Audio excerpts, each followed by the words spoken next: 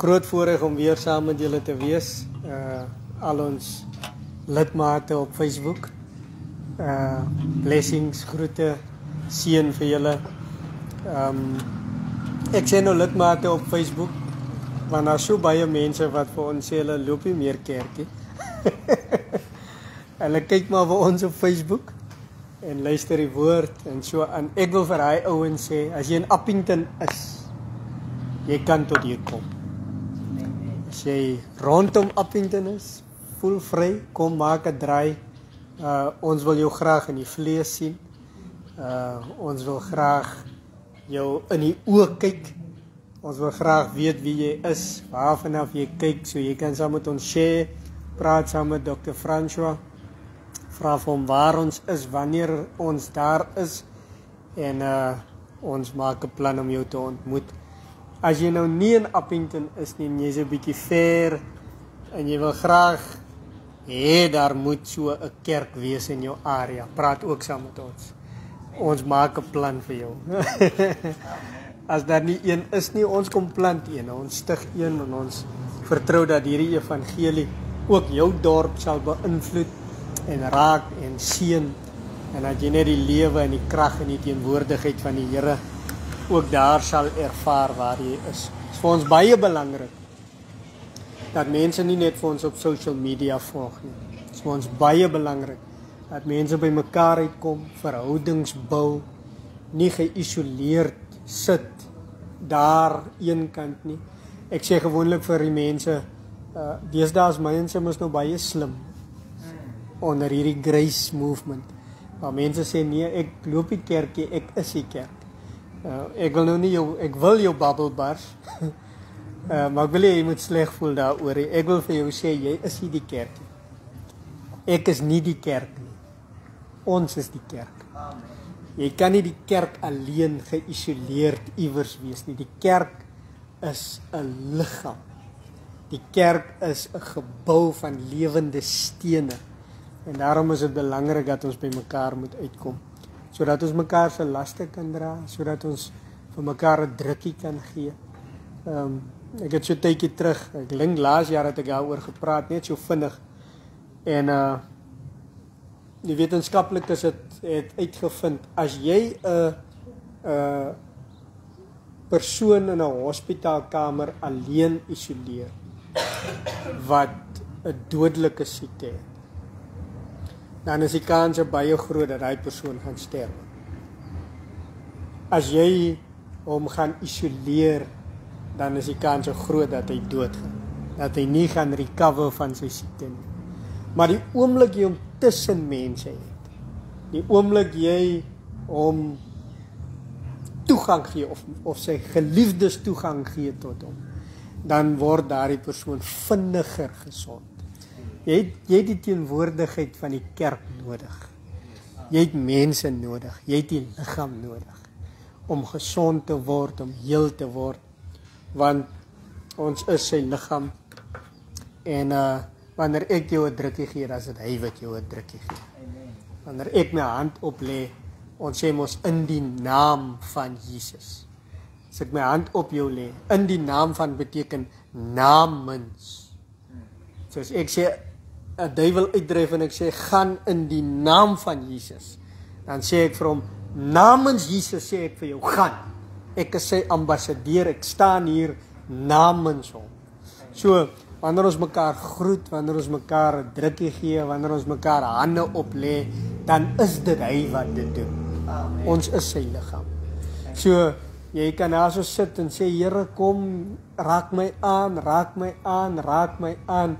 Miskien moet jy net kerk toe kom dat die Here jou kan aanraak deur hierdie vlees en been van hom. Amen. So ons eer die Here vir hierdie voorreg wat ons het. Ons gaan vandag, jy moet nou laas week, ek hoop jy het laas week se boodskap geluister wat Dr. François bedien het. En ek gaan so 'n bietjie bou op daai gedagte vandag. En ons gaan praat oor Jesus die laaste dag, of hoe noem ons dit? Jesus as die laaste dag. Ons gaan praat oor Jesus Christus as die laaste dag. En so laas week het ons gekyk, het ook gepraat 'n bietjie en geraak aan hoe Jesus by die graf van Lazarus kom en engage saam met Martha, Lazarus se suster. En terwyl hy dit doen, kla Martha as te ware en sê, as u hier gewees het, sou my broerie gesterf het. Jesus sê vir haar, het ek nie vir jou gesê, as jy glo sal jy die heerlikheid van die Here aanskou nie. Jy sal die heerlikheid van God sien. En sy sê, ja Here, ek weet, hy sal opstaan. Want Jesus sê vir haar, jou broer gaan opstaan. Sy sê, ja Here, ek weet hy gaan opstaan in die laaste dag. En dis wat ons gewoonlik in die kerk hoor. Ons hoor gewoonlik die laaste dag. Een dag is die laaste dag. Een dag is die laaste dag. Een dag wanneer Jesus weer terugkom, of een dag wanneer jy sterwe, gaan jy uiteindelik vry wees van sonde. Gaan jy uiteindelik vry wees van siekte. Gaan jy uiteindelik vry wees van armoede. Gaan jy uiteindelik vry wees en jy gaan heilig wees en jy gaan regverdig wees. Een dag. Dis wat Martha verstaan het. Een dag kom daar 'n laaste dag en op hierdie laaste dag gaan my broer opstaan, maar nie nou nie. Dis haar idee. Jesus gaan verder met haar en hy sê vir haar, ek is. Dis 'n baie belangrike twee woorde dan. Ek is. Ek is. En Johannes is vol van hy woorde. Die boek van Johannes is vol van hy woorde waar Jesus sê, ek is die weg, die waarheid en die lewe. Ek is die deur. Ek is die goeie herder. Ek is die ware wynstok. Ek is. Toe hulle hom arresteer in Johannes. In Johannes hoofstuk 19 dink ek. Toe hulle hom arresteer en hulle sê, hulle soek vir Jesus, toe sê hy, ek is. Ek is. Dis sy woorde gewees reg deur Johannes. En hier sê hy vir Martha, ek is die opstanding en die lewe. Dit wat jy uitstel na môre toe, ek is dit. Dit wat jy dink gaan jy later kry, ek is dit nou. Dit wat jy dink gaan eers eendag gebeur, ek is dit. Ek is die opstanding. Ek is wat jy soek. Halleluja. Ek is wat jy nodig het. Ek is hier, ek is nou, ek is die opstanding en die lewe. Die opstanding, met ander woorde, is nie so seer 'n gebeurtenis nie. Die opstanding is 'n persoon. Die opstanding is Jesus Christus. Dit is amper soos hy vir Pilatus gesê het, waar Pilatus vra, wat is waarheid?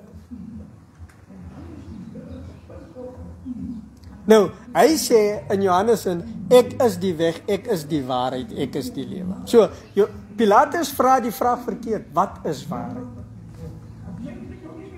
Hy vra vir die waarheid, wat is waarheid? Hy weet nie, hy praat met die waarheid. Want, jy sien vir Pilatus, soos vir enige Griek, seker daai tyd, Griekse mindset, was dat waarheid sekere beginsels en konsepte en leerstellings en idees is. Maar vir ons, wat die Here Jesus Christus aangeneem het, en wat hom ken, en wat hom volg, en wat 'n ervaring het met hom, ons sal weet, hy is alles vir ons. Hy is ons opstanding. Hy is ons lewe. Hy is ons genesing, hy is ons bevryding. Hy is wat hy sê hy is. Amen. Dis wat Jesus, hy is die opstanding en die lewe. Nou, Dok het laasweek daaroor gepraat, en so 'n bietjie gepraat oor hoe dat ons nie uitstel, maar nou behoort te ervaar. Nou behoort te experience, want hy is ons antwoord. Hy is ons opstanding. Hy is ons lewe. Nou vandag gaan ons 'n bietjie verder gaan en ons gaan daaroor praat en ek gaan ook uit Johannes uit lees. Ons gaan na Johannes hoofstuk 5 toe. Johannes hoofstuk 5.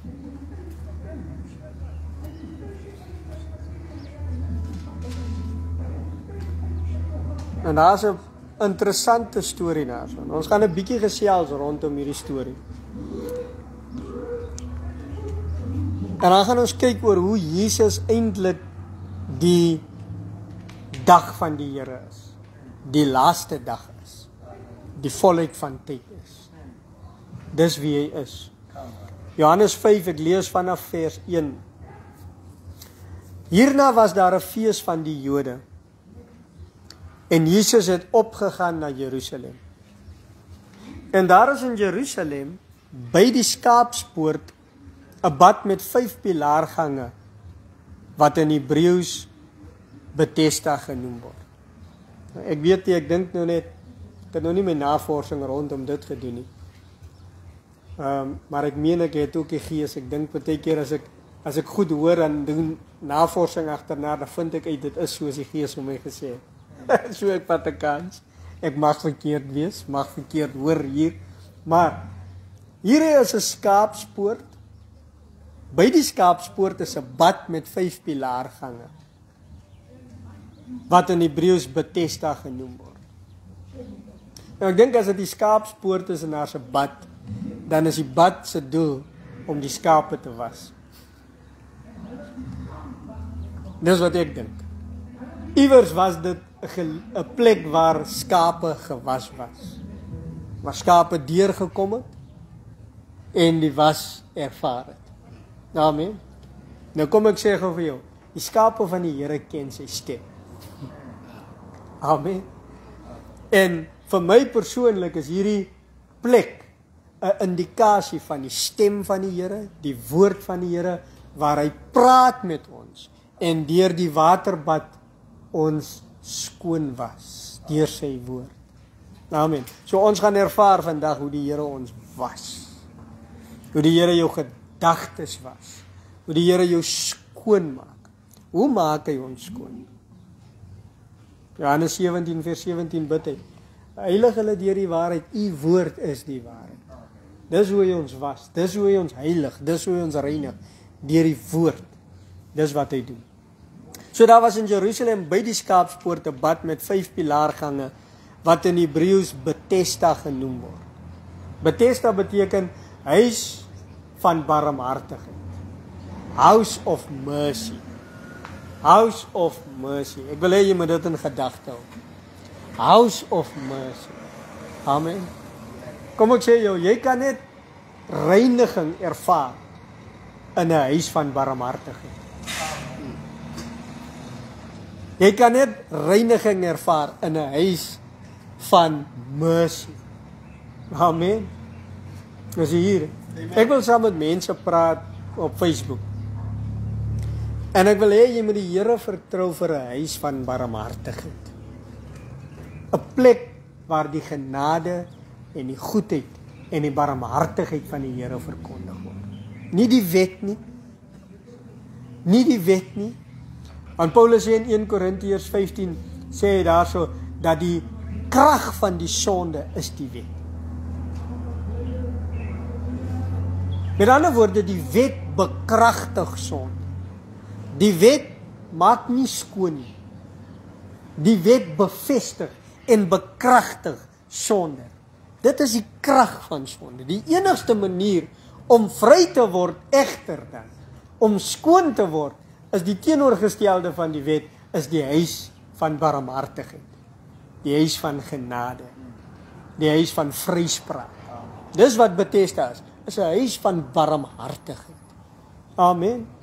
Nou ek sê nou vir jou op Facebook, as jy in 'n huis sit elke Sondag van veroordeling, 'n huis waar die wet van Moses nog gepreek word, 'n huis waar jy beskuldiging kry, 'n huis waar jou verlossing altyd uitgestel word, 'n huis waar daar altyd vir jou laat voel word asof jy nie genoeg is nie, dan wil ek vir jou sê, soos Paulus geskryf het, kom uit onder hulle uit.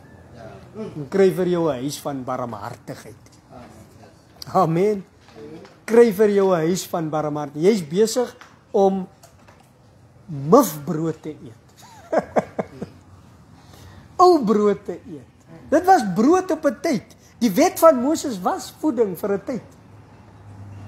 Daar was 'n tyd toe Moses se woord die brood van God was vir die mense. Maar kom ek sê jou, net soos die manna, is Moses se woord en se brood nie bedoel vir die môre nie. Is nie bedoel vir die volgende dag nie. Dit word sleg. Jy het vars manna nodig. Jy het manna nodig vir vandag. En as 'n woord vir vandag. En die woord van vandag is die laaste dag. Is Jesus Christus. Hy is die woord vir nou. Hy is die woord vir ons. Nie Moses nie. Daarom sê ek vir jou, kom uit. En kom in Bethesda. Amen. Nou kyk gou hier. Daarin het 'n groot, vers 3. Daarin het 'n groot menigte siekes gelê. Blindes en krepeles en lammes wat op die roering van die water gewag het. Want 'n engel het op 'n bepaalde tyd in die bad neergedaal en die water geroer. Die een wat dan die eerste ingaan na die roering van die water, het gesond geword. Aan watter siekte hy ook al gelei het. So, hier lê hierdie klomp menigtes. Siekes, verlamdes, krepeles, lê daar so blindes, en hulle wag op die roering van die water. Nou, hoe kom hierdie roering? Vers 4 verduidelik. Daar het 'n engel op bepaalde tye in die bad neergedaal en die water geroer. So, daar het 'n engel neergedaal, hy het die water geroer, en dan uit hierdie menigte siekes, die een wat eerste inspring, het gesond geword. Nou, jy kan jouself indink, dat dit gewoonlik die siekstes is, wat nooit gesond geword het.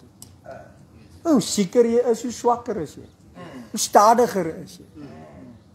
Partykeer is jy nie eens by jou volle positiewe nie, as gevolg van die pyn of wat ook al. Dink jouself daarin, iemand wat blind is, wat nie die roering kan sien nie, sal altyd agterbly. Alright. So, op bepaalde tye het daar 'n engel neergedaal en die water geroer. Nou, ek wil gou saam met jou praat oor engele. Want ek het nou al so baie gehoor oor engele spesifiek in die kerk. Spesifiek wanneer mense engele sien en engele hoor en deur engele sekere goed gewys word, dan dink mense dit is gewoonlik die seël van waarheid. Amen. Enige iets wat die engel sê is waar. Amen. Ek het al so baie boeke, net soos julle seker gelees van mense wat die hel op sien het. Harte engel hulle gevat en die engel het hulle die hel gaan wys. En in die hel is daar gewoonlik 'n pastoor. By al hierdie stories is daar gewoonlik 'n pastoor wat die kerk se geld gesteel het, of wat sy vrou nie vergewe het nie, of wat sonde in die geheim gedoen het terwyl hy vir die mense gepreek het, en nou is hy in die hel. Nou, dink jouself daaraan, as die pastoor in die hel is, wat nog te sê van die lidmate? Hey, wêreld. Alright. So, jy is eens geworry oor die pastoor wat in die hel gesien is. Jy dink net, as pastoor daar is, wat van my? Nee, hierdie stories wek altyd vrees op, maak altyd mense bang en so aan. En mense vertel hierdie stories vir mekaar asof dit die evangelie is, asof dit die waarheid is. Nou ons gaan gou kyk nou wat die doel van 'n engel is. As jy hier so, is jy saam met my? Nou ek wil net gou eers 'n vers lees vir jou in Galasiërs. hoofstuk 1.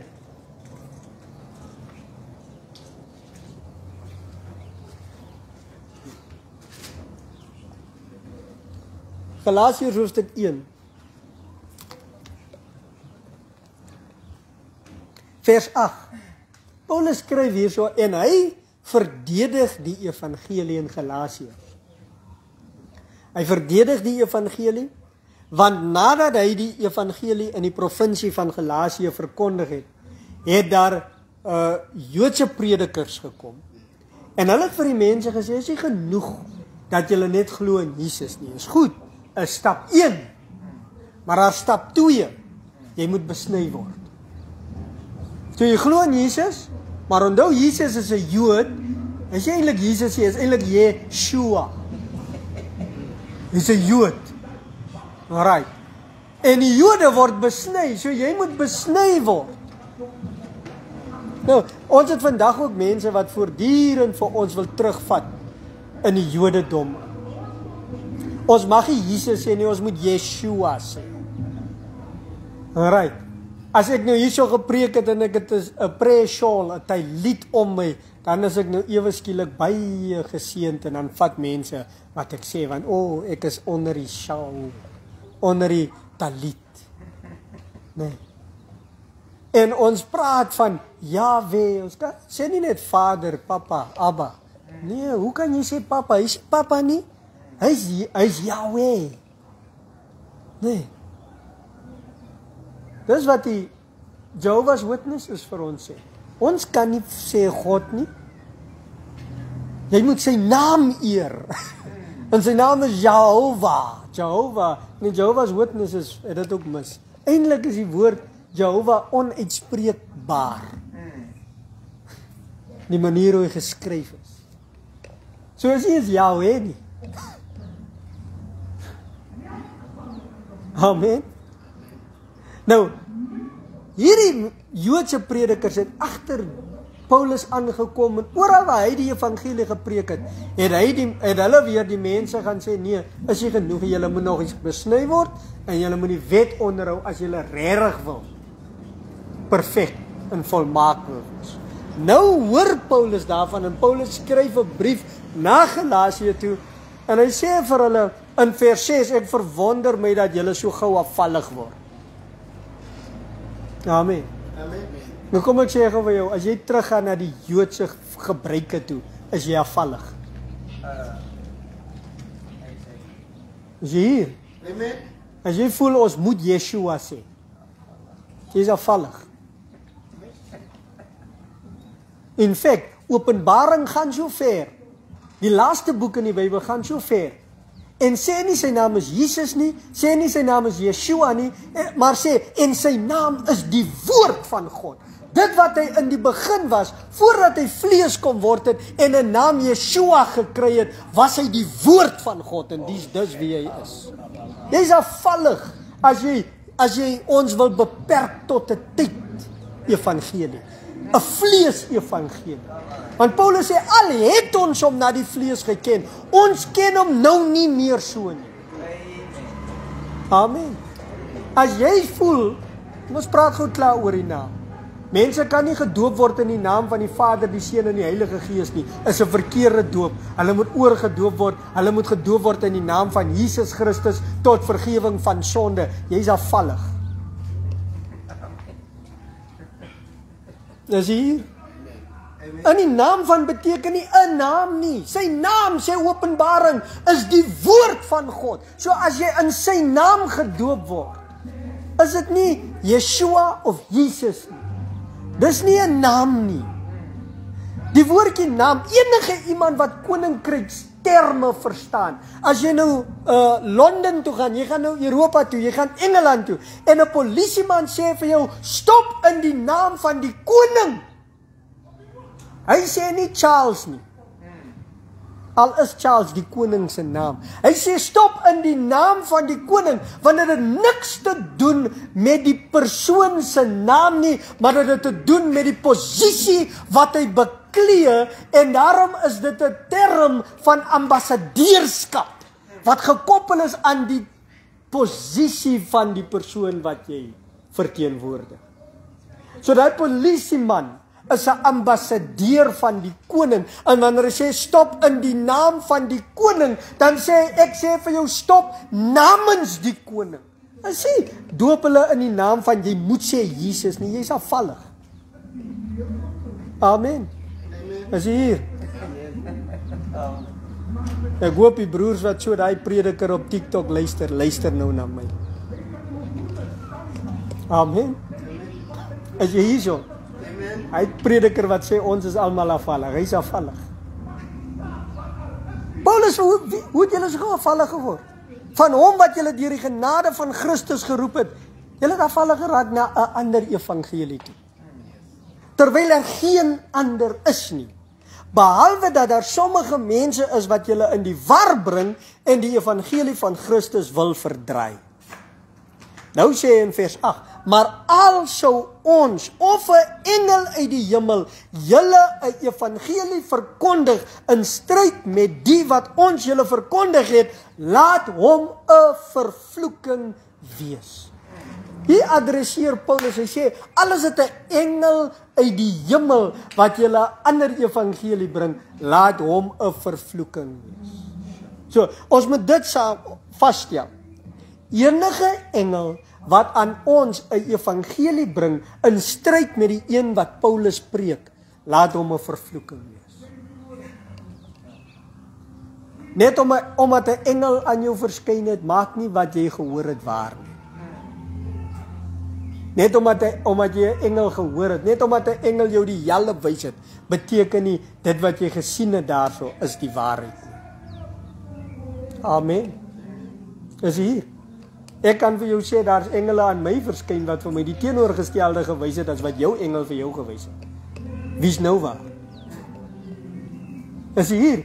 Dis wat Paulus sê. As dit 'n engel is wat 'n teenoorgestelde evangelie bring, laat hom 'n vervloeking wees. Nou is dit per toeval dat Paulus hierdie engel target. Want onder die Jode was engele hooggeag. Amen. En hierdie Jode het aan hierdie heidene kom preek en gesê, nee, hierdie Paulus het vir julle 'n halwe evangelie gebring. God is nie net liefde nie. Hy's ook. Het jy al dit gehoor? God is nie net liefde nie, hy is ook. Ek het dit al baie gehoor. Hoe meer ek hierdie evangelie preek, hoor ek elke keer hoe mense my konfronteer. Gewoonlik predikers my konfronteer en sê, nee, julle preek 'n God wat net genade is. Hy's nie net genade nie, hy's ook 'n verterende vuur. Jy preek net die een kant van God. Daar's ook 'n ander kant van God. En julle moet daai kant ook preek, dat hy 'n verterende vuur is, dat hy die of daai of dit is, dat hy wraak gaan neem, dat hy mense in die hel gaan gooi. Daai is ook waar, hy kom terug en hy gaan die sonde straf. Ons hoor dit gereeld. En ek dink myself in hoe hierdie Joodse predikers gekom het na die Galasiërs toe, en sê, man, Paulus preekte 'n maklike evangelie vir julle. As jy net glo in Jesus nie, julle moet ook besny word. En as julle besny is, dan moet julle ook die wet onderhou. Dan moet julle ook Sabbat hou. Dan moet julle ook die en daai en dit doen.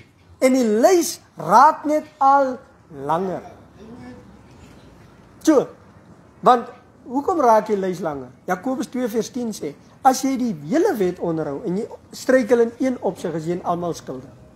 So, die wet is so design, dis alles of niks. Die een oomblik, die een gedeelte, as jy een oomblik, een gedeelte van die wet aanvaar om te onderhou, dan moet jy die hele wet onderhou. En dit is onmoontlik. Vir enige iemand om regverdig gemaak te word deur die onderhouding van die wet. En hulle preek en hulle kom na hierdie Galasiërs toe en hulle sê vir hulle, luister hier, nee, julle moet nog besny word, julle moet nog die doen, julle moet nog daai doen, julle moet nog dit doen. En Paulus sê, julle is afvallig as julle teruggaan na die wet. Julle is afvallig as julle luister na hierdie. Maar wat was die autoriteit waarop hierdie Jode gestaan het? Wat was die autoriteit? Daar's een ding wat die Jode aanhoudend na terug verwys het, is Moses. Moses. Moses. Nou wat maak Moses so anders as enige ene wat sê die Here het met my gepraat? Hoe het Moses verskil? Wat het Moses sy autoriteit gegee? Dis die vraag. Hoekom het Moses meer seggingskap as Paulus? Amen. Dis wat die Jode met Jesus ook gedoen het. Toe Jesus sê, voor Abraham was, is ek. Hulle het aanhoudend teruggewys. Hulle sê, hy is nog eens 40 jaar oud hier. En Abraham het jou gesien.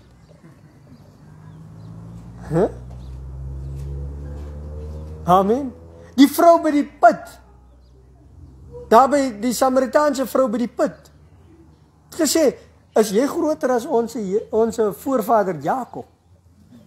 Aanhoudend terugverwys. Ek hoor vandag nog steeds mense sê, nee, is julle belangriker as Moses? Weet jy meer as Moses? Weet jy meer as Elia?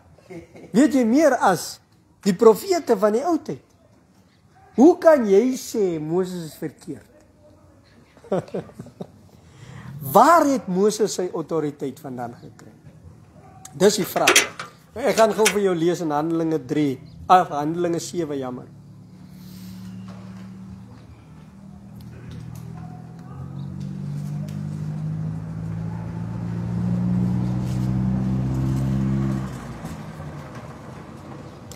Ek lees vir jou vanaf vers 51. Julle hardnekkiges en onbesnedenis van hart en ore. Nou kom ek sê jou. Hier praat Stefanus met Jode.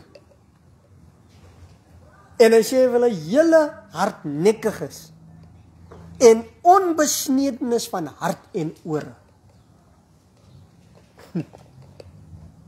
Hierdie mense wat roem daarin, ons is die besnedenis. Ons is besny, ons dra die merk van die verbond in ons liggame. Ons het 'n verbond met God deurdat ons besny is. Stefanus staan op en hy sê, julle is hardnekkig en julle is onbesnedenis van hart en ore. Julle vlees is besny, maar julle hart is nie besny. Dis wat hy vir hulle sê. Julle is hardnekkiges. Nou, is vir my so hartseer. Weer eens, jammer dat ek weer terugkom na hierdie ding oor en oor toe. Maar die kerk is besig, net soos Galasiërs, om afvallig te raak, want almal gaan terug na Joodse praktyke toe. Amen. Alright. Die kerk gaan terug na die onbesnedenis van hart toe. En laat die onbesnedenis van hart hulle leer. Net omdat iemand 'n Jood is, beteken nie hy weet meer van God as jy nie. Amen. In elk geval, Paulus sê nie almal wat die naam Israel dra is Israel nie. Is hier. Jammer dat ek nou politiek ook praat. Amen. Die hele kerk amper verdedig vir Israel op die oomblik wat besig is om die Gaza, die Palestynë uit te wis. En net omdat hulle sê hulle is die volk van God, stem die kerk saam met massamoord, met genocide.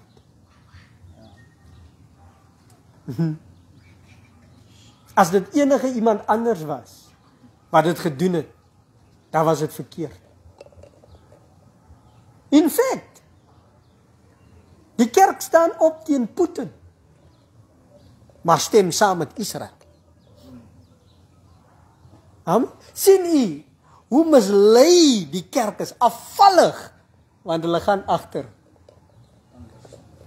onbesnedenis van hart en ore. En hy sê, julle weerstaan altyd die Heilige Gees. Net soos julle Vader, so ook julle. Amen. Julle weerstaan altyd die Heilige Gees. Net soos julle vaders, so ook julle. Dan gaan hy verder, watter een van die profete het julle vaders nie vervolg nie? Nou, is vir my interessant, hoe die Jode altyd vir jou wil sê van die profeet Moses. Maar die aanklag wat God teen hulle het, is dat hulle self die profete gedood het. Hulle het self die profete vervolg. Nie een profeet het hulle aanvaar onvoorwaardelik nie. Daar staan, watter een van die profete het julle vaders nie vervolg nie? Dan sê hy, ja, hulle het die gedood wat vooraf die koms verkondig het van die regverdige, van wie julle nou verraaiers en moordenaars geword het.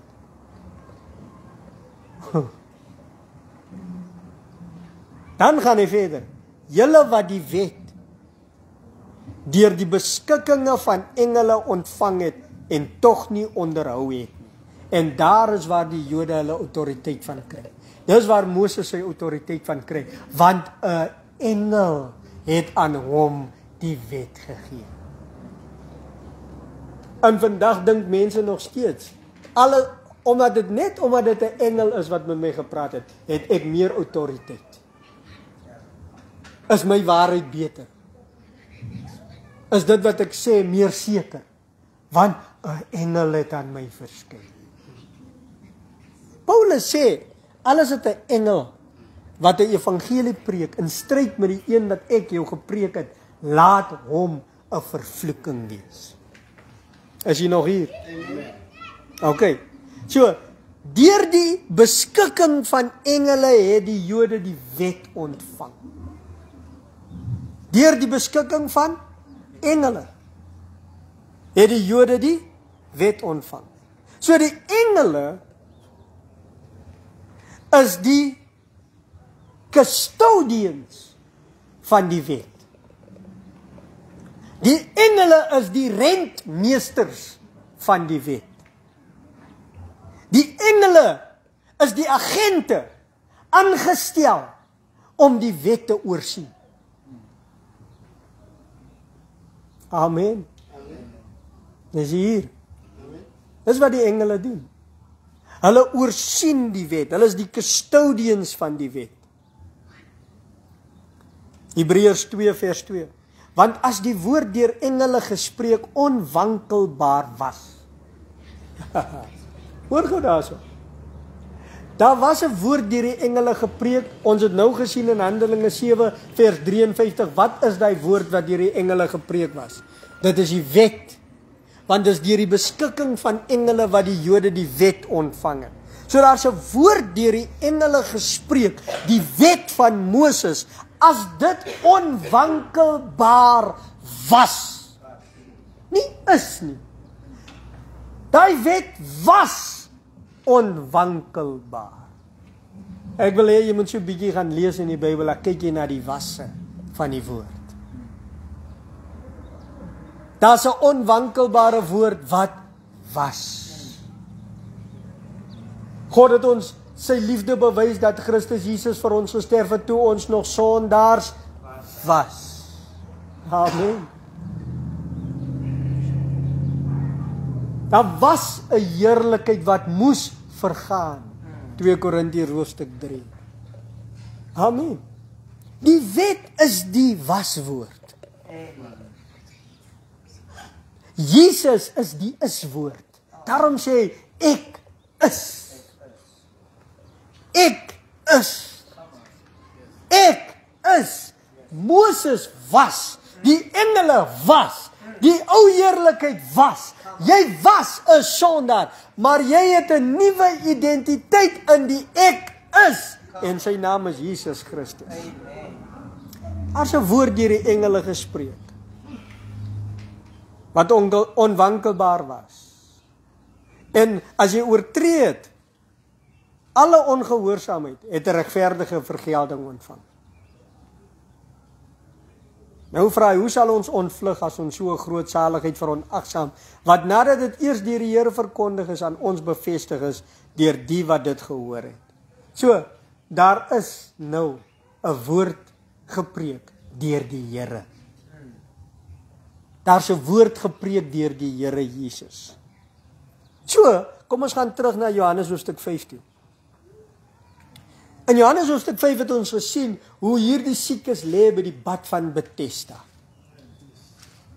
En as die engel neergedaal het en die water geroer het op 'n bepaalde tyd. Daar's een ding omtrent die engele. Die gesande, aangestel as rentmeester van die wet. Hulle het die wet onderhou en volgens die wet is daar bepaalde tye. Daar is seisoene. Amen. Volgens die wet is daar bepaalde tye en daar is bepaalde seisoene. Jy kan nie enige tyd doen wat jy wil doen nie. As dit Sabbat is, dan draai jy nie eens 'n emmer water. Amen. Is jy hier? Onder die wet is daar bepaalde tye. Daar's feeste, daar's nuwe maande, daar's sekere siklusse waarin sekere dinge gedoen moet word en elke keer, jy's nie outomaties vry nie. Amen. Jy's nie net vry nie. Jy's nie net vergewe nie. Daar's bepaalde tye waarin bepaalde dinge gedoen word en dan geniet jy die vrug van daai bepaalde tye. Amen. Daar was een keer 'n jaar wat die hoofpriester in die allerheiligste ingegaan het, nie elke dag nie. Daar was bepaalde tye waar die mens toegang gehad het tot die vergifnis en die vryspraak van die Here, nie elke dag nie. Hy het sy sonde vir 'n jaar lank gedra, tot die hoofpriester weer kan ingaan. Bepaalde tye. Halleluja. Dis hoe die wet funksioneer. En hierdie engel by die bad van Bethesda, in ons Pinksterkerke sing nou nog spring in die bad van Bethesda. Hulle wag nou nog op die bepaalde tye. Hulle wag nou nog op die roering van die bad. Maar die agent wat die bad roer, is 'n agent van die wet van Moses. Amen. Halleluja. Amen. Op 'n bepaalde tye het hy in die bad neergedaal en die water geroer. En dan die een wat eerste ingaan. Nou dit wat die wet doen. Die wet is 'n system van survival of the fittest. Dis hoe die wet funksioneer. Die sterkes survive. Amen. Die wat die beste doen. Die wat die beste perform. Die wat eerste inspring. Die wat die meeste gee vir die kerk. Die wat die langste bid. Die wat die meeste kerk loop. Die wat die meeste die of dit doen. Hy word gesond gemaak. Amen. Hier, onze televangelist op TBN. Hulle sê, as jy vandag, die een wat die eerste 300 rand saad saai, die Here gaan sy gebed verhoor, nie die res nie. As jy nie 'n 300 rand saad kan saai nie, dan mis jy die verlossing van die Here. Amen. Agente van Moses. Dis wat die engele was. Daarom sê Paulus, luister hier, alles het 'n engel wat aan jou kom preek. Laat hom 'n vervloeking wees. Amen. Daai stelsel van veroordeling, laat dit vervloek wees. Amen. So, hierdie engel het op bepaalde tye in die bad neergedaal, die water geroer. Die een wat dan eerste ingaan na die roering van die water het gesond geword, aan watter siekte hy ook al gelei het. Nou, daar was 'n sekere man, kyk gou hierso, wat 38 jaar aan sy siekte gelei het. 38 jaar lang. 38 jaar lang. 38 jaar lang. 38, nou vir die kerk vandag is 38 jaar niks nie. As mense wat doodgaan met hulle siektes in die kerk.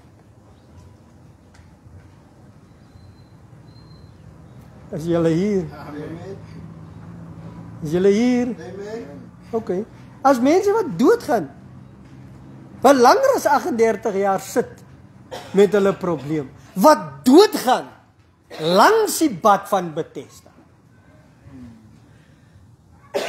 en nooit verlossing kry nie, nooit bevryding kry nie, nooit genesing kry nie, want hulle doen nooit genoeg nie.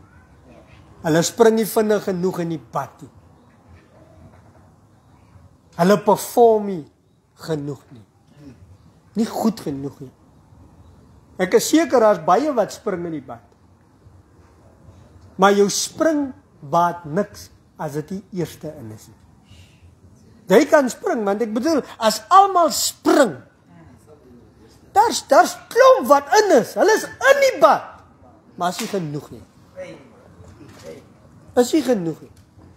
Onder die godsdiens, onder die boodskap van die engele, onder die wet van Moses, is wat ook al jy doen, nooit genoeg nie. As net een wat gered word, so nou en dan. As net een wat gesond word, so nou en dan. Die res van ons sê ons daar, as dakkie jou tyd nie. Want daar's bepaalde tye. Amen. Amen. Dis waarom ons die twee verskonings wat ons het, waarom mense nie resultate sien in die kerkie, is of hulle doen iets verkeerd. Dis die een verskoning. Of dis die God se tyd. Daai is die twee verskonings wat jy hoor onder die wet van Moses. Of jy doen iets verkeerd, dis waarom jy nie gesond word nie. Jy spring nie vinnig genoeg nie. Jy gee nie jou tiendes nie, dis waarom jy siek is. Jy bid nie genoeg nie, dis waarom jy siek is. En nie gesond word. Amen. Is altyd iets wat jy verkeerd doen of nie goed genoeg doen nie, of dis die God se tyd, want daar's bepaalde tye. Is altyd die twee verskonings waarom ons die resultate sien in die kerk vandag nie. Die mens doen nie goed genoeg nie, of is die God se tyd nie. Miskien is dit volgende week. Miskien is dit die week daarna. En so kom mense vir 38 jaar lank kerk toe. 38 jaar lank kom hulle kerk toe. Ek vra jou gou 'n vraag daar op Facebook. Hoe lank sit jy al in die kerk? En jy wag vir die tyd van die Here. Of jy hoor gereeld jy doen nie goed genoeg nie. Of jy hoor jy moet nou eers dit doen, of eers daai doen, of eers soveel gee, of eers so lank bid. Sit jy al 38 jaar. Amen. Een ding wat ek baie kere hoor wanneer ek hierdie evangelie preek, dan sê hulle hierdie broertjies, hierdie jong broertjies met hierdie nuwe evangelie. Ek kom al 38 jaar lank aan in die kerk. Ja, 38 jaar lank langs die bad, siek en krepeel. Dis hoe lank hulle aankom by die Here.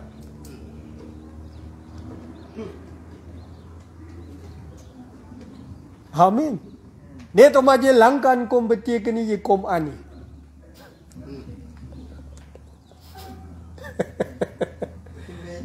As jy hier, ek hoop ek maak so 'n bietjie mense kwaad vandag. Kwaad nie vir my nie. Kwaad vir die omstandighede wat jy vir 38 jaar lank in sit, omdat jy luister na die engele. Wag op die engele. Wag vir die roering. Luister na Moses, wat deur die beskikking van engele die wet ontvang het, wat jou aanhoudend diskwalifiseer, dat jy nie goed genoeg is om in die volheid van God se manifestasies in sy lewe te stap. Raak kwaad daarvoor. Nie omdat ek jou pastoor 'n bietjie op sy plek sit. vers 6, toe Jesus hom sien lê. Toe Jesus hom sien lê, terwyl hy geweet het dat hy al 'n lang tyd siek was, sê hy vir hom, wil jy gesond word? Wil jy gesond word? Wil jy gesond word? Wil jy gesond word? Nou kom ek sê jou, die Here sal nooit, hierdie vraag word altyd gevra aan jou wat siek is. Daai vraag is 'n vraag wat jy nie vir die Here kan vra nie. Is jy hier? Want hy wil altyd. Hy wil altyd. Die vraag is, wil jy gesond word? Amen. Kom ek vraag oor jou. Jy wat nou 38 jaar lank sit daarso, langs die bad van Bethesda. Langs die bad van Bethesda. Langs genade. Langs barmhartigheid. Langs aan die bad. 38 jaar lank. Wag op die engel, wag op die roering, wag op Moses, wag op die bepaalde tyd, wag totdat jy sterk genoeg, goed genoeg is om die Here tevrede te kan stel, sodat die Here jou kan aanraak en seën. Jy wat nou al 38 jaar wag, kom ek vra jou, wil jy so sit? Wil jy gesond word? Wil jy jaar in en jaar uit met dieselfde issue sukkel? Wil jy? Dis wat Jesus vra, wil jy gesond word? Wil jy gesond word? Die sieke antwoord hom, Here, ek het niemand om my in die bad te sit as die water geroer word nie. En onderwyl ek kom, gaan 'n ander een voor my in.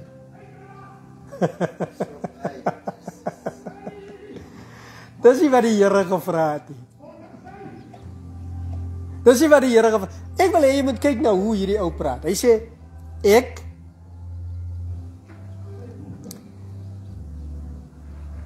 het niemand om my in die bad te sit as die water geroer word. Jesus vra hom, wil jy gesond word? Sy oog is nog steeds op die roering.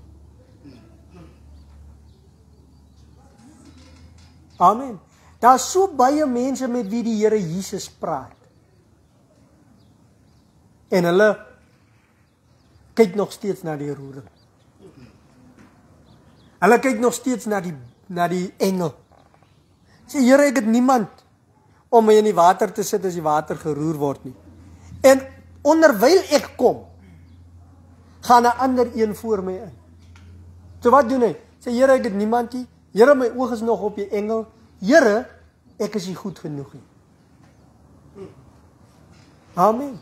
Die kerk wat nog onder die mandaat of die gesante van die wet van Moses sit, wat nog na die engele luister, sal jy agterkom met altyd 'n obsessie met die belydenis van hulle swakheid. Het altyd 'n obsessie met die belydenis van hulle tekortkominge. Het altyd 'n obsessie met die belydenis dat hulle nie die standaard kan nakom nie. Die vereiste kan nakom nie. Ek het niemand om my in die bad te sit nie. Terwyl ek nog kom, dan gaan die ander voor my. Here, ek is so swak, wees my arme sondaar genadig. Here, ek kan nie. Here, ek is die. Here, kyk hoe lyk ek. Here, ek sukkel met die rook. Here, my kind. Here, my die. Here, my daai. Here, ek sukkel. Die kerk wat langs die bad lê, 38 jaar lank, met hulle oog op die engel wat die bad moet roer, bely altyd hulle swakheid. Nou kom ek sê jou, jy word nie gered deur die belydenis van jou sonde en jou swakheid nie. Dis nie hoe jy gered word nie. Ek kom van daai boodskap af wat ek ook self gepreek het. Jy moet bely en laat staan. Vir my was dit 'n boodskap, jy moet jou sonde bely. Jy kan nie net gered word nie. Nee. So maklik. Jy moet jou sonde bely, jy moet erken dat jy vuil is, jy moet erken dat jy, dis hoe ons gepreek het. En ons mis die Here Jesus voor ons. En hoor wat sê Paulus. Kyk jy, die engel laat jou swakheid sien. Paulus laat jou Jesus sien. Daarom sê Paulus, as 'n engel jou iets preek, teenstrydig met wat ek preek, laat hom 'n vervloeking wees. Wat het Paulus gesê? Ek het my voorgenem om niks anders onder julle te weet, behalwe Jesus en hom as gekruisigde nie. Dis Paulus se boodskap. En daarom preek Paulus, wanneer hy praat van belydenis, praat hy nie van sonde of swakheid nie, hy praat van Jesus. In Romeine 10, as jy in jou hart glo dat Jesus uit die dood het opgewek is, en met jou mond die Here Jesus bely, die Here Jesus bely, die Here Jesus bely, sal jy redding ervaar. Amen. Maar wat sê hierdie man van Bethesda? Nee, hy kyk na Jesus, maar hy bely sy swakheid. Amen. Amen. So baie mense in die kerk doen dit. Hulle sing van Jesus, hulle praat van Jesus, hulle kyk na Jesus, maar wanneer dit by hulle kom, ek is swak, niemand kan my nie bad sit nie, ek is te stadig om daar uit te kom, ek is 'n arme sondaar. Amen. Jesus sê vir hom, staan op. Neem jou bed op en loop. In vers 9, en dadelik. En dadelik. En dadelik. En dadelik. En dadelik. En dadelik. En dadelik. Halleluja. Die engele praat van bepaalde tye. Die wet van Moses praat van, miskien is dit nie jou tyd vandag nie. Die wet van Moses sê, jy is nie vinnig genoeg om te kwalifiseer vir redding nie. Amen. Jy is nie sterk genoeg, jy perform nie genoeg nie. Dis wat die wet van Moses sê. Weet jy wat sê Jesus? Staan op en dadelik. Staan op en dadelik. Staan op en dadelik. Weet jy wat het gebeur toe Jesus daar langs hy bad kom? Toe kanselleer hy alle bepaalde tye en hy word die vervulling van tyd. Come on. Thank you, Jesus. Hy vat Martha se eendag weg en sê ek is. Come on. Hy vat hy verlamde man se engele weg en hy sê staan op en dadelik. Dadelik het die man gesond geword en sy bed opgeneem en geloop. En daardie dag was dit Sabbat. Oh. En daardie dag was dit Sabbat. Jesus kom en dadelik. En dit was Sabbat. Weet jy wat is Sabbat? Sabbat is die rus van die Here. Sabbat is die rus van die Here. Sabbat is nie die onderhouding van 'n wet nie. Sabbat is nie 'n onderhouding van 'n wet nie. Is jy saam met my?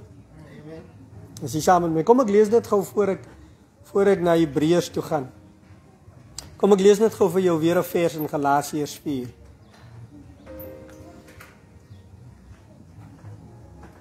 Galasiërs 4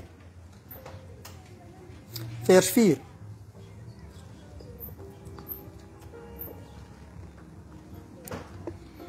Kom ek lees vanaf vers 1 af. Dis Paulus wat skryf, onthou die Galasiëse situasie het ons nou net vir julle verduidelik. Hulle het afvallig geword van die evangelie, teruggegaan na Moses toe. Jode loop luister, besnydenis gaan doen, teruggegaan na performance, die engele dopgehou. En Paulus kom sê, julle is afvallig, kom terug. Nou verduidelik Paulus in Galasiërs 4 vanaf vers 1, maar ek sê, dis nou 'n man wat vir jou in hoofstuk 1 gesê het, as 'n engel preek wat ek nie preek nie, laat hom 'n vervloeking wees.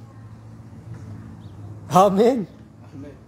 Dis 'n man wat sê, kyk jy, alles het 'n engel wat preek wat ek nie preek nie, laat hom 'n vervloeking wees. Kyk hoe begin hy hier, so ek hou van Paulus. Ek sê. Maar ek sê. Maar ek sê. Kouwen, wie is jy om te sê? Ek sê. Jy sal later sien hoekom ek sê, ek kan sê. Amen. Amen. Ek sê, moenie vir my sê, engel het vir jou gewys as 'n pastoor in die Jali. Ek sê. Amen. Ek sê, solank as die erfgenaam 'n kind is, verskil hy niks van 'n diensknegt. Alles 'n heer van alles. Kom ek sê jou, jy is Here van alles. Jy's 'n kind van die Here en dit maak jou heer van alles. Alles wat syne is joune. Jy's heer van alles. Maar as hy erfgenaam 'n kind is, as hy onvolwasse is, verskil hy niks van 'n diensknegt of 'n slaaf nie. Al is hy heer van alles. Jy kan die identiteit, dis wat God weet van jou. God weet jy is sy kind, jy is sy saad, jy is heilig, jy is regverdig, jy is net soos hy in hierdie aarde. Jy is net soos hy is, so is ons in hierdie wêreld, sê Johannes. God weet dit van jou. Maar as jy onvolwasse is, sal jy 'n slawe bestaan lei. Al is jy heer van alles.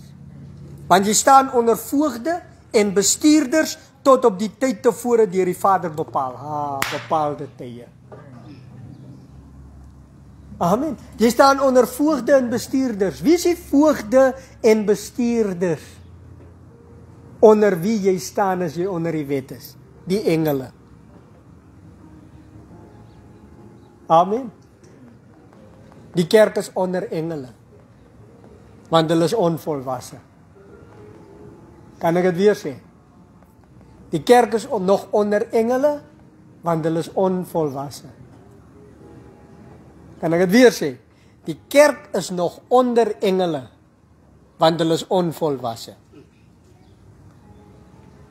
So was ons ook, toe ons kinders was, in diensbaarheid onder die eerste beginsels van die wêreld. Maar toe die volheid van tyd gekom het God sy seun uitgestuur. Gebore uit 'n vrou, gebore onder die wet, om die wat onder die wet was, los te koop, sodat ons die aanneming tot kinders kan ontvang. Jesus het gekom toe die tyd volbring is. Die volheid van tyd. Hy is die volheid van tyd. Sy verskyning is die vervulling van die dag van die Here. Amen. Dis waarom Maleagi hom noem die son van geregtigheid. Want die verskyning van die son is die aanbreek van die dag. Jesus is die dag van die Here. Hou op soos Martha sê, daar kom eendag 'n dag. Hy sê ek is die opstanding en die lewe. Wie in my glo, sal lewe al het hy ook gesterwe. En hy wat in my glo en lewe, sal nooit sterwe nie. Glo jy dit? Glo jy dit? Amen. Kan ek jou sê, hoekom dood ons nog? Terwyl ons nie veronderstel is om te dood nie. Jesus het mos die dood oorwin. Is dit so? Amen. Die kerk, kom ek sê gou, meeste van die kerk sukkel nog met sonde. Terwyl die lam van God die sonde van die wêreld weggeneem het. Amen. Amen. En dan gaan meeste van die kerk gaan nog dood. Hoekom? Terwyl hy die dood oorwin het. Dit maak nie sin dat ons in sonde sit terwyl ons sonde weggevat is. Net so maak dit nie sin dat ons doodgaan terwyl hy die dood oorwin het nie. Amen. So, wat sê ons vir mekaar hierso? Jesus se verskyning is die vervulling van elke belofte, want hy is die aanbreek van die dag. Hy is die son van geregtigheid. Hy is die een wat tyd vervul. Toe die volheid van die tyd aanbreek, het God sy seun gestuur. Amen. Toe die volheid van die tyd kom, het God sy seun gestuur.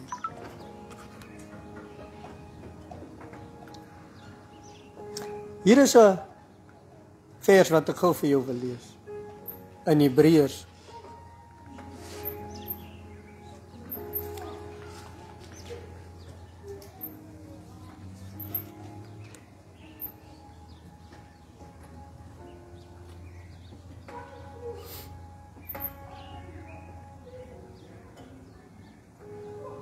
Ons gaan nou so na Hebreërs 3 vers 7 toe.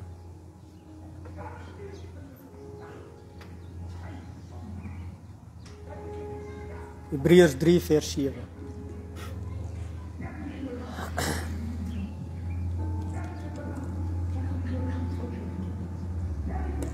Kom ek lees vers 5 gou eers vir jou. En Moses was wel getrou in sy hele huis as 'n dienaar om te getuig van wat nog gespreek sou word. Het ons nou net gelees, alles jy 'n kind kan jy soos 'n dienaar leef. Weet jy hoekom? Want jy luister nog na 'n dienaar, Moses. Moses was wel getrou in sy hele huis as 'n dienaar om te getuig van wat nog gespreek sou word. Maar Christus as seun oor sy huis. En ons is sy huis as ons net die vrymoedigheid en die roem van die hoop tot die einde toe onwrikbaar vashou. Nou vers 7. Daarom soos die Heilige Gees spreek, vandag, Moses ontvang die wet deur die beskikking van engele. Die engele funksioneer volgens bepaalde tye. Daarom kom hy engel en hy klim in die bad op 'n bepaalde tyd en hy roer die bad en dan as jy goed genoeg perform volgens die wet van Moses, dan kan jy redding, verlossing, genesing, bevryding of wat ook al ervaar. Okay. So Martha onder engele sê Here, ek weet eendag. Ek weet Here, eendag. Is altyd 'n uitstel. Is altyd môre. Is altyd miskien is dit nie jou tyd vandag nie. Amen. Maar die Heilige Gees spreek vandag.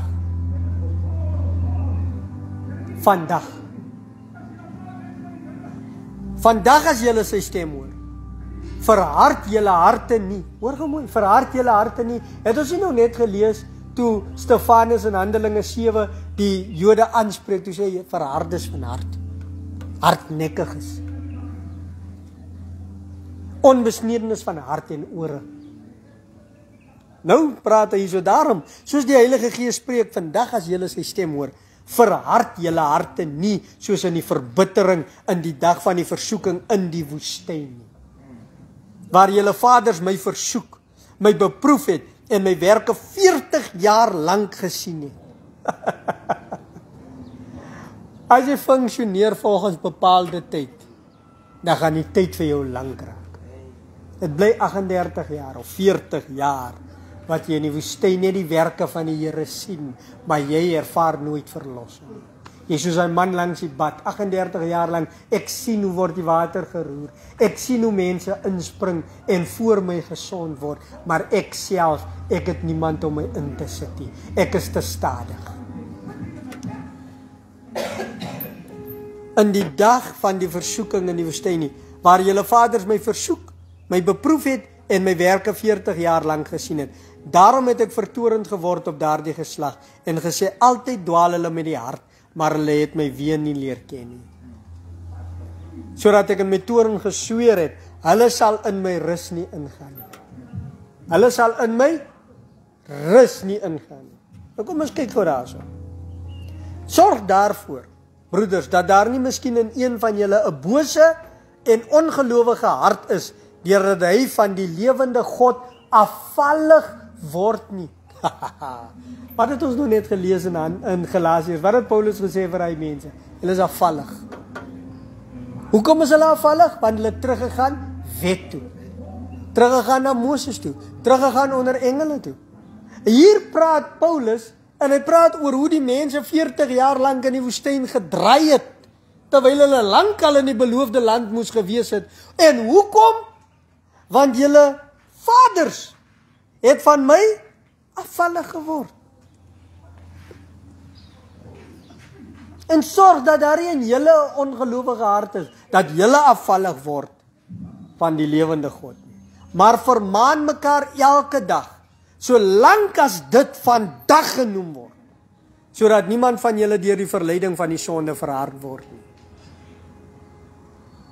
Later sê hy weer in vers 15, vandag as julle sy stem hoor, verhard julle harte nie. Wie was dit dan wat gehoor het en hom verbitter het? Was dit nie almal wat onder leiding van Moses uit Egipte gegaan het nie? En op wie was hy 40 jaar lang vertoren? Was dit nie op die wat gesondig het nie, wie se lyke in die woestyn geval het nie? En aan wie het hy gesweer dat hulle in sy rus nie sal ingaan nie, behalwe aan die ongehoorsaames? En ons sien dat hulle deur ongeloof nie kon ingaan nie. So hulle kon nie in die rus gaan nie. Hulle kon nie in die rus gaan nie. Hoekom? Want hulle het nog onder engele beweeg. Afvallig geword van die Here. Amen. Is ons nog hier so? Afvallig geword van die Here. Want hulle het hulle harte verhard teen die stem van die Here.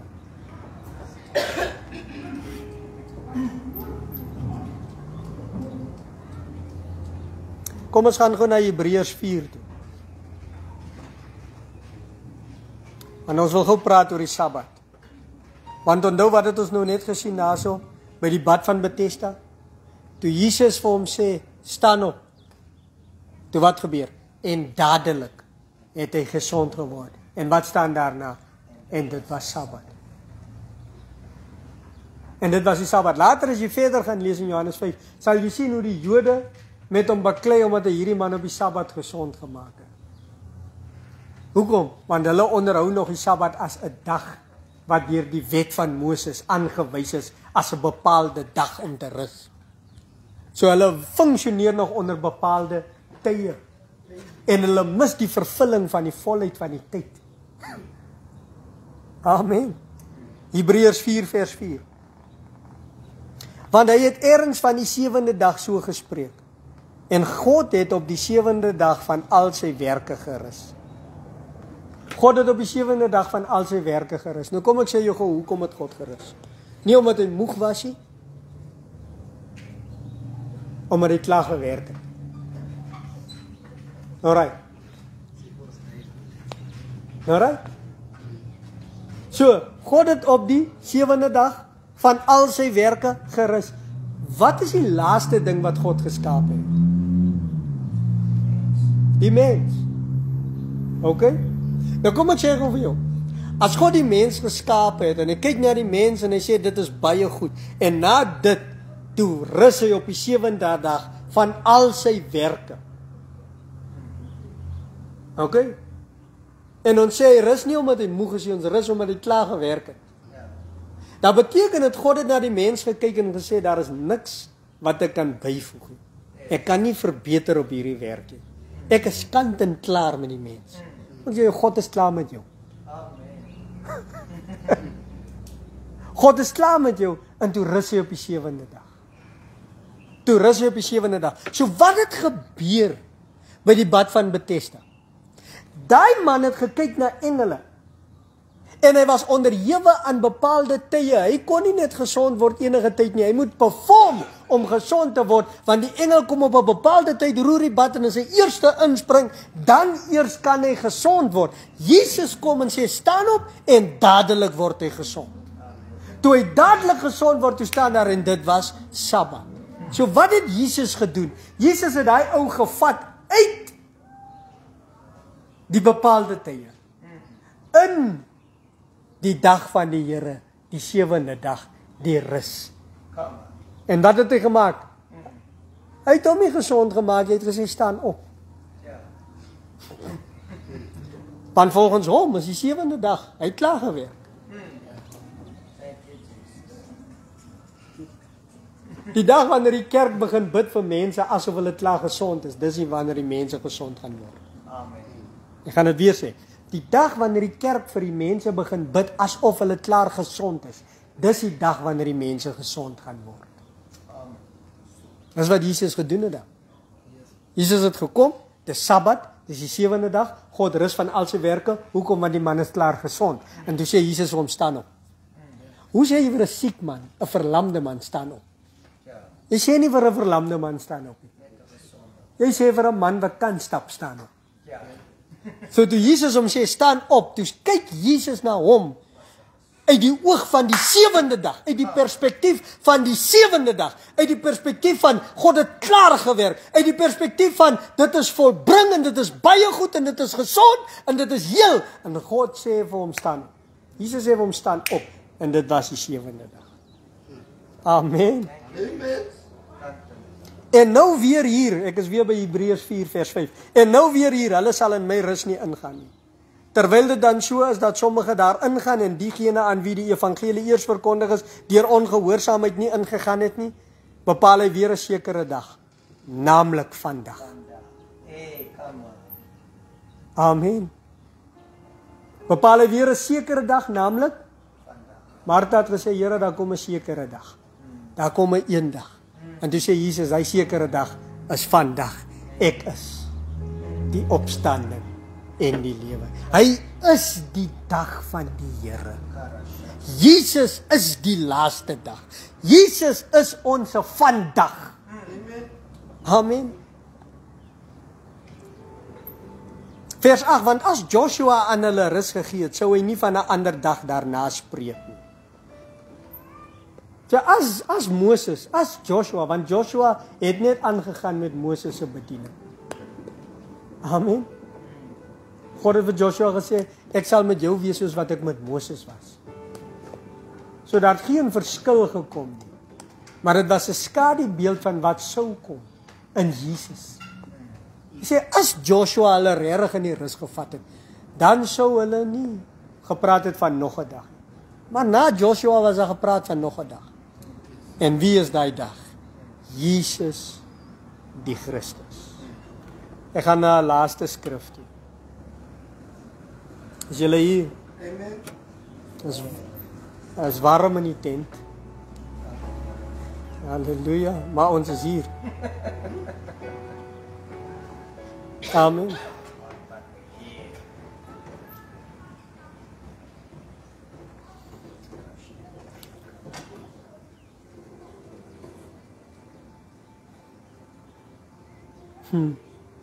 Ek kan nou, ek wil eintlik hierdie hele stuk lees. Kan ek dit gou lees? Dit is my laaste vers, ek bly nie weer. Kolossense 2 vanaf vers 4. Dit sê ek. Hierdie Paulus is 'n ander man. Ek sê, jy moenie worry oor die engele nie. Ek sê. Galasiërs 4, daarom sê ek. Kolossense 2 vers 4, dit sê ek. Amen. Dit sê ek, sodat niemand julle mag verlei met drogredes nie. Want alles ek ook na die vlees afwesig, tog is ek by julle in die gees. En ek verbly my om julle goeie orde te sien en die vastigheid van julle geloof in Christus. Soos julle dan Christus Jesus die Here aangeneem het, wandel so in hom. Gewortel en opgebou in hom en bevestig in die geloof soos julle geleer is, terwyl julle daarin oorvloedig is in danksegging. Nou, vers 8. Pas op dat niemand julle as 'n byt wegvoer deur die wysbegeerte en nietige misleiding nie. Volgens die oorlewering van die mense, volgens die eerste beginsels van die wêreld en nie volgens Christus nie. Galasiërs 4 praat hy ook van die eerste beginsels. Vers 9, want in hom woon al die volheid van die Godheid liggaamlik. In hom woon die volheid van die Godheid liggaamlik. Ek wil net vir daai pastoor sê wat my beskuldig, ek preek mos net die een kant van Jesus, of die een kant van God. Kouwen, julle praat mos net van die genadige kant van God, maar hy is ook 'n verterende feit. Julle praat mos net van God se goedheid, maar hy is ook wraaksugtig. Nee. Kom ek sê jou, in Jesus is die volheid van die Godheid. In Jesus is nie net een kant van God nie. So as jy na Jesus kyk, dit is die volle prentjie van God. Amen. En in Jesus sien ek nie een keer hy maak mense dood, maak mense siek, straf mense, of toe hy die geleentheid kry om vuur te laat afkom, om hulle te verteer, soos in die dag van Elia, toe sê hy, toe keer hy vir Johannes en Jakobus, die seuns van donder, en hy sê, julle weet nie wat watergees julle is. So in Jesus sien ek 'n God, wat die mense in die hel wil laat brand. En hy is die volle beeld van God. Sien 'n halwe kant van God nie. In hom woon die volheid van die Godheid liggaamlik. En julle het die volheid in hom, wat die hoof is van alle owerheid en mag. In wie julle ook besny is met 'n besnydenis, wat nie met hande verrig word nie, deur die liggaam van die sondige vlees af te lê in die besnydenis van Christus, omdat julle saam met hom begrawe is in die doop, waarin julle ook saam opgewek is deur die geloof in die werking van God, wat hom uit die dode opgewek het. En julle wat dood was, deur die misdade en die onbesnedenheid van julle vlees. Halleluja. Kom ek sê jou, ons is die onbesnedenis van vlees. Amen. Daai mense wat jou terug onder die wet wil bring, is onbesnedenis van hart. Ek mag wel nie besny wees in die vlees nie, maar kom ek sê jou, ek is besny in my hart. So jy kan luister, jy kan kies, luister jy na 'n besnedene in die vlees, wat nie na die hart besny is nie, of luister jy na 'n besnedene in die hart, alhoewel hy nie in die vlees besny is nie. Amen. Alright. Waar was ek nou? 13. En julle wat dood was deur die misdade en die onbesnedenheid van julle vlees, het hy saam met hom lewend gemaak, deurdat hy julle al die misdade vergeef het. En die skuldbrief teen ons, wat met sy insettinge ons vyandig was, uitgedelg en weggeruim, het deur dit aan die kruis vas te naam. Die skuldbrief, kom ek sê jou, wat is die skuldbrief? Want hy verduidelik net daarna, die skuldbrief teen ons, wat met sy insettinge. Wat is insettinge? Is die wette. Amen. So daar is 'n skuldbrief met wette teen ons. Dis die wet van Moses, die bediening van die engele. Amen. Wat met sy insettinge ons vyandig was, het hy uitgedelg. Kom ek sê jou, die wet is uitgedelg. En weggeruim, kom ek sê jou, die wet is weggeruim. Kom ek gebruik nog 'n sterker woord, Romeine 7 vers 7, maar nou is ons ontslaaf van die wet, sê Paulus daar. So die wet is uitgedelg, die wet is weggeruim, en ons is ontslaaf van die wet, want hy het dit teen die kruis vasgenaal. Vers 15, nadat hy die owerhede en magte uitgeklee en hulle in die openbaar tentoongestel en daardeur oor hulle getriomfeer het. Nou, aandag. Nou, laat niemand julle dan oordeel. In spys, of in drank, of met betrekking tot 'n fees, of 'n nuwe maan, of Sabbat nie. 'n fees, 'n nuwe maan, of 'n Sabbat nie. Wat is daai bepaalde tye van die wet? Laat niemand julle oordeel volgens bepaalde tye nie, wat 'n skaduwee is van die toekomstige dinge, maar die liggaam behoort aan Christus. En nou, nog aandag. Vers 18. Laat niemand julle van julle prys beroof nie. Maar ek sê jou, daai man wat 38 jaar langs die bad gelê het, is beroof van sy prys. Want sy oog was op die engel. En daar's altyd iemand wat beter as hy perform het, in voor hom in die water gespring het. In gehoorsaamheid aan die engele.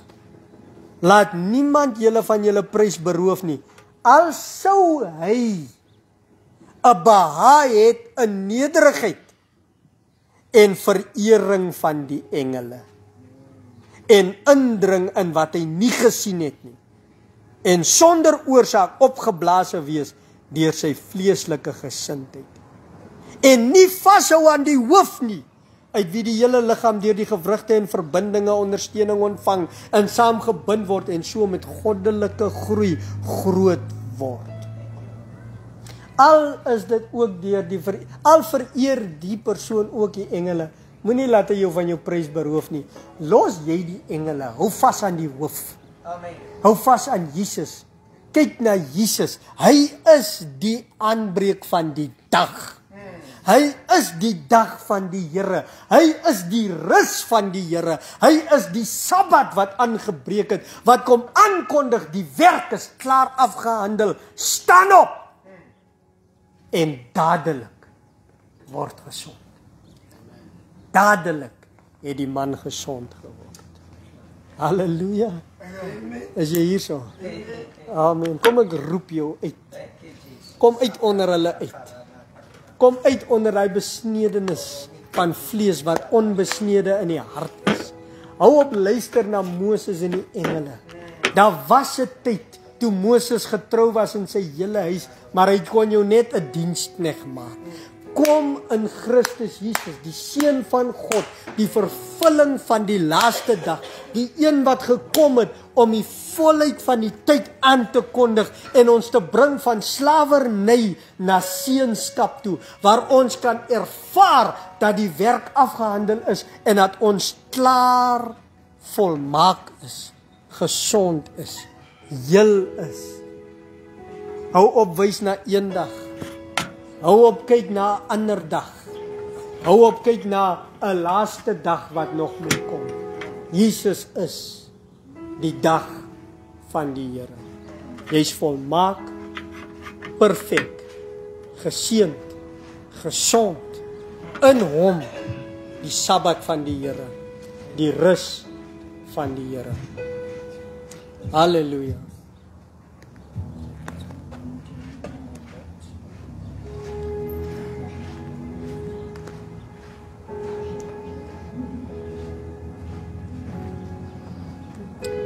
As jy by die huis 'n sappie het,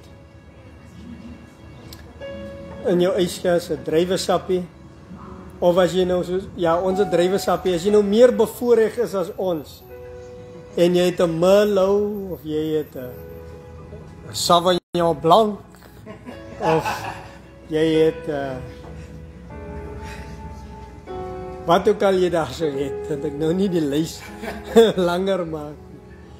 Gooi vir jou 'n bietjie in 'n glas en geniet saam met ons die tafel van die Here. Daar's 'n ding wat Paulus sê omtrent die nagmaal. Hy sê vir hierdie rede is daar baie swakkes en sieklikes onder julle en 'n aantal het al ontslaap. 'n Aantal het al dood gegaan. En sê daar so omdat julle die liggaam van die Here nie onderskei nie. Omdat julle die liggaam van die Here nie onderskei nie. Nou vir jare het ons gehoor hoe ons nie waardig is om aan die tafel te sit nie. Want ons is onbesnede. Ons perform nie goed genoeg nie. Ons bid nie genoeg nie. Ons die of daai nie genoeg nie. Of dis nie ons tyd nie. Onthou ek kom in 'n kerk in waar kinders nie nagmaal gebruik nie. Want dis nog nie hulle tyd nie. Amen. Hulle moet nog eers katkiseer. Of wat ook al. Amen. Nou ek challenge alles wat nie soos Christus lyk nie. En ek hoop julle hoor my hart, ek veroordeel nie. Maar dis nou die tyd. Dis die vervulling van die dag. Ons hoef nie te wag nie. Ons kan kyk na hierdie brood en ons kan kyk na hierdie wyn en ons kan sien dit is die vervulling. Dis die vervulling. Die verskyning van die Here Jesus Christus is die vervulling van die dag van die Here. En as ons die liggaam onderskei en as ons sy bloed sien, jy hoef in elk geval nie sap te sien nie, jy hoef nie 'n Merlot te sien nie, sien die bloed van die Here. Jy hoef nie brood te sien nie, jy hoef nie 'n cracker te sien nie, sien die liggaam van die Here. Amen. En dan vat jy, en dan sê jy, Here, dadelik. Dadelik. Hierdie pyn wat ek jare mee sit, dadelik. Hierdie finansiële probleem wat ek nou al so lank mee sukkel, dadelik. Hierdie huwelik wat in al hoe lank op die rotse is, dadelik. Amen. Hierdie kind van my wat so ongehoorsaam is en wat geen belangstelling toon in die woord, in die kerk of wat ook al nie. Here, dadelik. Die feit dat ek sonder werk sit al vir so lank. Ek hou die engele dop. Hou die roering van die bad dop, maar nie meer die Here. Ek hoor die stem. So vandag as ons sy stem hoor, verhard ek in my hartie. Ek staan op. Dadelik. Ons bid, Vader, dankie dat ons kan deelneem aan die liggaam en aan die bloed wat meer as 2000 jaar gelede vir ons gestort is, vir ons gebreek is. En vir soveel jare, 2000 jaar, word ons siek, swak en sterwe ons. Maar Here, ons kies om vandag onder die engele uit te stap. Die liggaam te onderskei, die bloed te sien en te verstaan. Die werk is afgehandel, die Sabbat is hier, die volheid van die dag het aangebreek. Jesus, die son van geregtigheid met genesing in sy vleuels het opgegaan oor ons en nou dadelik ontvang ons genesing. Ons ontvang nou dadelik lewe. Ons ontvang nou dadelik voorsiening. Ons ontvang nou dadelik herstel in ons huwelike. Ons ontvang nou herstel dadelik in ons gesinne, in ons kerke dadelik. Ek wil wag so lank vir werk, Here, ek het my CV uitgestuur, maar dadelik, ek ontvang. In Jesus naam, amen. Terwyl jy eet, soos jy eet, sê ek ontvang dadelik. Geen uitstel, dadelik.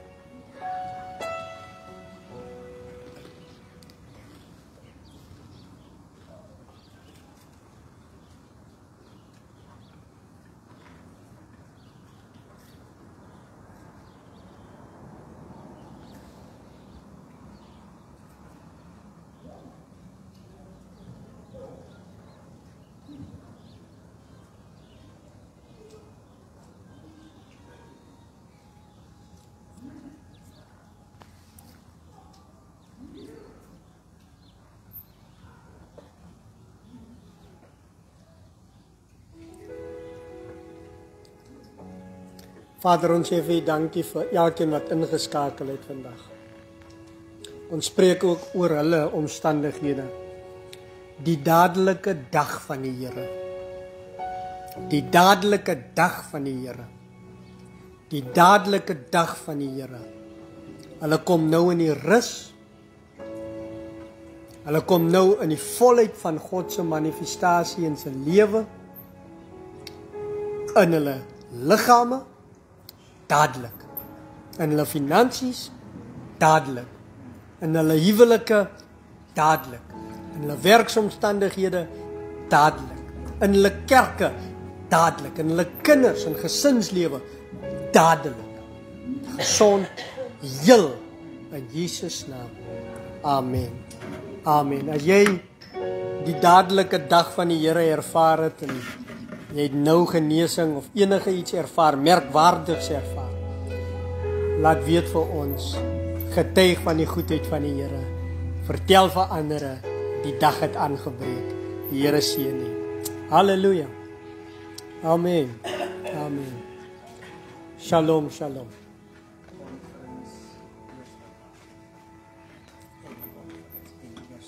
Okay.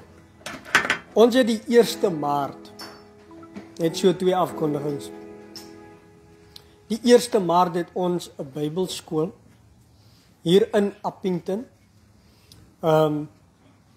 Die topic sal julle sien, ek dink ons gaan dit ook op die blad post. Die topic sal julle sien is die wedergeboorte, 'n afgehandelde werk volgens die evangelie. Ons praat van die wedergeboorte en al wat ek gaan sê is dit is nie wat baie dink nie. So jy moet kom en jy moet kom hoor. Hierdie Bybelskool beloop R150 per persoon. Nou dit sluit in jou notas wat jy kry en as jy bygewoon het, kry jy ook 'n sertifikaat van bywoning by hierdie Bybelskool. So maak kontak met Dr. François Basson of met my, die nommers en alles sal op die poster wees wat ons gaan post op die page. En nooi mense, maak die effort om hier so uit te kom. Jy kan die Saterdag kom, is 'n hele dag, basies Saterdag, die 1 Maart. En as jy nou van ver af kom, praat met ons en dan kyk ons waar ons vir jou verblyf kan kry, dan is jy mos sommer die Sondagoggend ook hierso by ons in die kerk. So kom gerus en versprei die woord. Dan het ons ook die 18de tot die 20ste April. Dit is nou Easter naweek. Het ons 'n konferensie in Appington. Voorlopig maak jou gereed. Hierdie kostes is omtrent R800 per persoon. En vir daardie hele naweek gaan ons die goeie nuus van die Here Jesus Christus verkondig. Die mense wat nou al by konferensies was, kan vir jou sê dis 'n belewenis om in persoon daar te wees en om net te sit en die woord te ontvang. Daar's tyd vir vrae en antwoorde. So ons gaan spesifiek op jou behoefte en op jou vrae antwoord en ons wil seker maak wanneer jy daar wegstap, stap jy weg met al jou vrae beantwoord en net 'n sekerheid en 'n gerusheid van wie jy is in die Here Jesus Christus. So maak gerus kontak met ons, bespreek so gou as moontlik om teleurstelling te voorkom. Blessings, geseënde Sondag vir julle. Amen.